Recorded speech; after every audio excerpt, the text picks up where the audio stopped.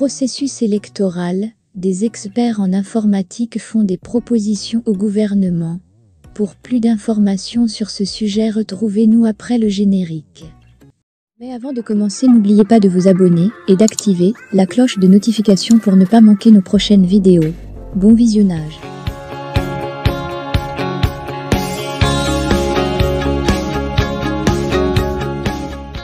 Avoir les tendances en ligne pendant et à la fin des votes, amener le maximum de personnes à voter.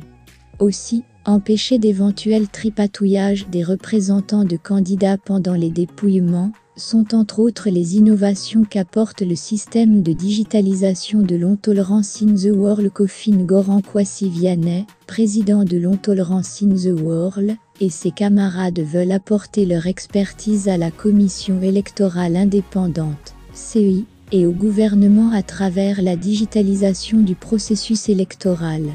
Il l'a fait savoir lors d'un échange, le jeudi 29 novembre 2023.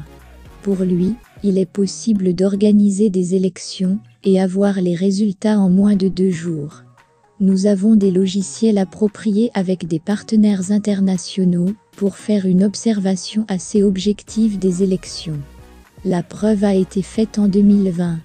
Pour l'élection présidentielle de 2025 et les autres scrutins électoraux en Côte d'Ivoire, nos mêmes outils digitaux encore plus améliorés, avec des logiciels performants pourront être mis à disposition pour une observation plus claire et égalitaire de la voix des urnes. Nous estimons à travers notre rond que la démocratisation des outils digitaux et les plateformes numériques permettent d'automatiser la gestion des votes, de sorte à ce que quelqu'un ne soit pas capable de tripatouiller les résultats, a-t-il indiqué.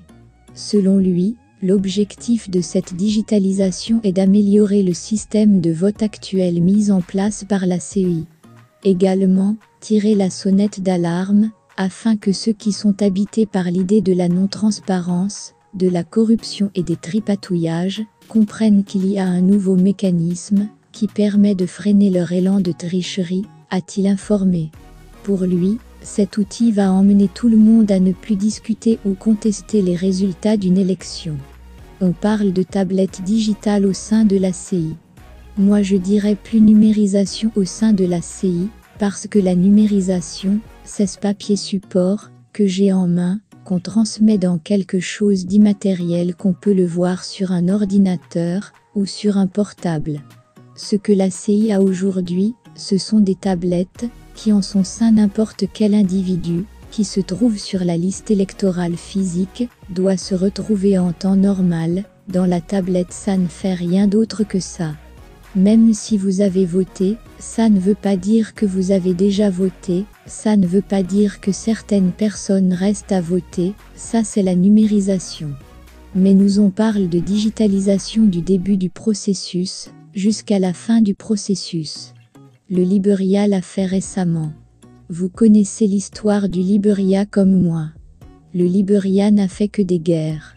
Aujourd'hui, si le Liberia a pu donner en un temps record des résultats d'élections combinées, ce n'est pas la Côte d'Ivoire qui ne peut pas le faire, a-t-il